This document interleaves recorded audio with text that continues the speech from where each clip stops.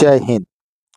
विद्यालयों में सुरक्षित शनिवार के अंतर्गत किसी न किसी एक विषय पर चर्चा की जाती है।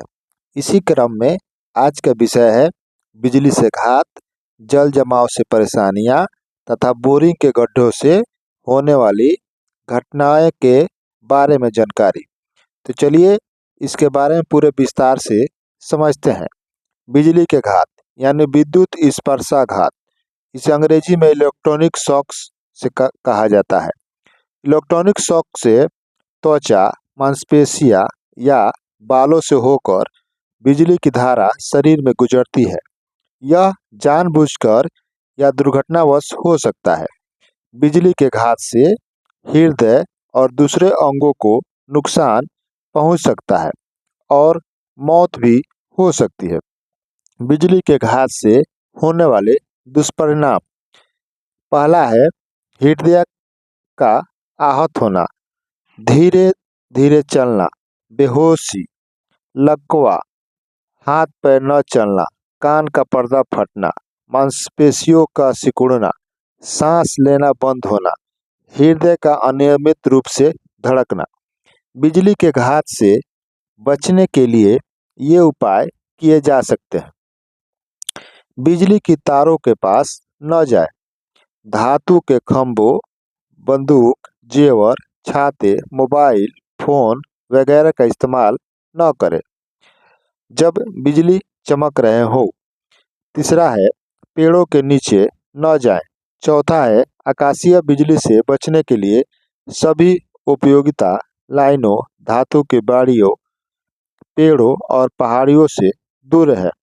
अगर किसी व्यक्ति को बिजली का झटका लगता है तो ये उपाय करें। घबराएं नहीं, घायल व्यक्ति को छूने से बचें। अगर करंट का स्रोत हाई वोल्टेज तार या बिजली है तब बिजली के झटके से बचने के लिए इन बातों का ध्यान रखें। गीले हाथों से स्विच ऑन ऑफ न करें। चप्पल पहनकर ही स्विच ऑन ऑफ करें। घर में अर्थिंग कराएं। बिजली के उपकरणों को पानी से दूर रखें। बिजली के तारों और उपकरणों की नियमित जांच कराते रहें। सर्किट का ओवरलोड न करें। बिजली के खंभों, टावर के आसपास न खड़े हो। आंधी आने पर रेडियो, टीवी, कंप्यूटर सभी का प्लग निकाल दें। मोबाइल फोन का इस्तेमाल न करें। खुले मैदान, छत पर न जाएं। बिजली के घात के बाद इसके बाद चर्चा कर लेते हैं जल जमाव के बारे में। जल जमाव से कई तरह की परेशानियां होती है। पहला, जल जमाव से मिट्टी में ऑक्सीजन की कमी हो जाती है, जिससे पौधों की जड़ें सड़ जाती है। दूसरा पॉइंट है, जल जमाव से पौधों की वृद्धि और उत्पादकता पर नकारात्मक प्रभाव पड़ता है। जल जमाव से मिट्टी का कटाव होता है। जल जमाव से पोषक तत्वों का रिसाव होता है। जल जमाव से जल जनित बीमारियां फैलने का खतरा बढ़ जाता है। जल जमाव से फसलों के उत्पादन पर गहरा प्रभाव पड़ता है। जल जमाव से सड़क पर आवागमन में परेशानी हो जाती है। जल जमाव से सड़क पर खास करके ग्रामीण क्षेत्रों में गड्ढों में पानी जमा हो जाता है और जल जमाव से सड़क दुर्घटनाएं होने की संभावना बनी रहती है। आगे है कि जल जमाव से घरों में पानी घुस जाता है। जल जमाव की समस्या को कम करने के लिए बरसात के पानी का प्रबंधन करना चाहिए। मोहल्लों में जल जमाव से होने वाली सबसे बड़ी परेशानी यह है कि इससे मच्छरों की संख्या में वृद्धि हो जाती है। गड्ढों में पानी का भराव होने से मच्छरों की संख्या में काफ़ी वृद्धि होती है, जिसके कारण लोग मलेरिया, डायरिया, चिकनगुनिया, डेंगू जैसे विभिन्न रोगों के शिकार हो जाते हैं। शुरुआती बारिश के साथ ही जाम नालियों की हालत देखकर लोगों की चिंता शुरू हो जाती है। जल जमाव का मानव स्वास्थ्य पर भी प्रतिकूल प्रभाव पड़ता है। इससे कीड़ों, मक्खियों और मच्छरों के प्रजनन के लिए जगह बढ़ जाती है, जिससे कई संक्रामक बीमारियां फैलती है। इससे दुर्गंध भी फैलती है। हैजा, टाइफाइड, पीलिया जैसी जल जनित बीमारियां फैलती है। इन सभी जल जमाव से संबंधित समस्याओं से निजात पाने के लिए सबसे पहले बरसात शुरू होने के पहले जहाँ भी जल जमाव जैसे परेशानियां हो रही है उन जल निकासी की व्यवस्था करनी चाहिए। और घरों के आसपास जो गड्ढे हैं उन सभी गड्ढों में पानी जो जल जम जा रहा है उन सभी गड्ढों को भर देना चाहिए। सड़कों पर गड्ढों को भर देना चाहिए। नालियों की साफ सफाई नियमित रूप से करते रहनी चाहिए, जिससे मच्छरों के पनपने का खतरा कम हो जाएगा और हम बीमारियों से बच सकते हैं। जल जमाव से परेशानियों के बाद आइए चर्चा कर लेते हैं बोरिंग के गड्ढों से होने वाली घटनाओं के बारे में जानकारी। प्रायः यह देखा जाता है कि लोग फसलों की सिंचाई के लिए अपने खेत में बोरिंग कराते हैं, पर उसके सफल न होने पर उसके गड्ढे को बंद करने के बजाय खुला छोड़ देते हैं, जो अक्सर दर्दनाक हादसों का कारण बनते रहते हैं। देश में प्रति वर्ष औसतन 50 बच्चे खुले बोरवेल में गिर जाते हैं। ऐसे हादसों में न केवल अबोध मासूमों की जान जाती है, बल्कि बचाव अभियानों पर काफी धन, समय और श्रम भी नष्ट होता है।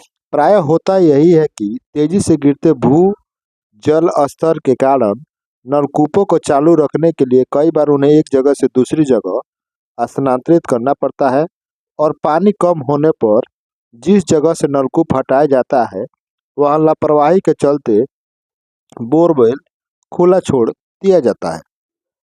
कहीं बोरिंग के लिए खोदे गए गड्ढों को या सूख चुके कुओं को लापरवाही और पैसा बचाने के लालच में बोरी, पॉलीथीन या लकड़ी के फट्टों से ढक दिया जाता है, तो कहीं इन्हें पूरी तरह से खुला छोड़ दिया जाता है।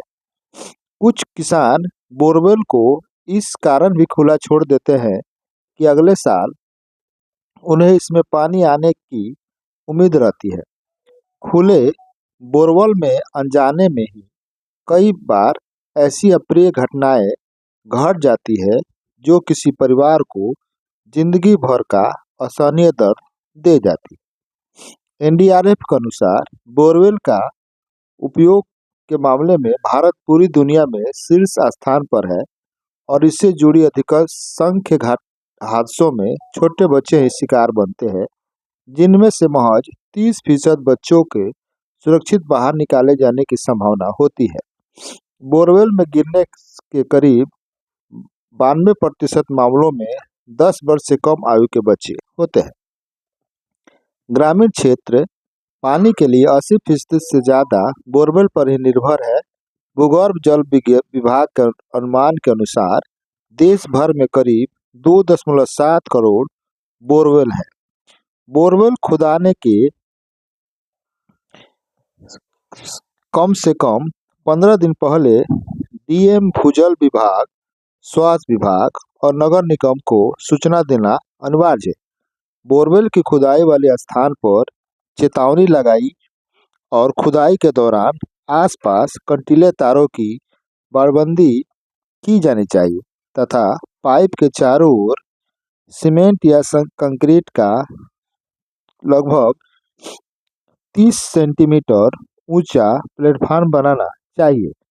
बोरवेल के मुहाने पर स्टील की प्लेट बेल्ट की जाएगी। उसे नट बोल्ट से अच्छी तरह कसना चाहिए। बोरवेल की खुदाई पूरी होने के बाद खोदे गए गड्ढे और पानी वाले मार्ग को समतल किया जाना चाहिए। खुदाई अधूरी छोड़ने पर मिट्टी, रेत, बजरी, बोल्डर से बोरवेल को जमीन की तरह सतह तक भरा जाना चाहिए। यही था आज सुरक्षित शनिवार के अंतर्गत जानकारी। आशा करते हैं कि यह जानकारी आपको अच्छी लगी होगी।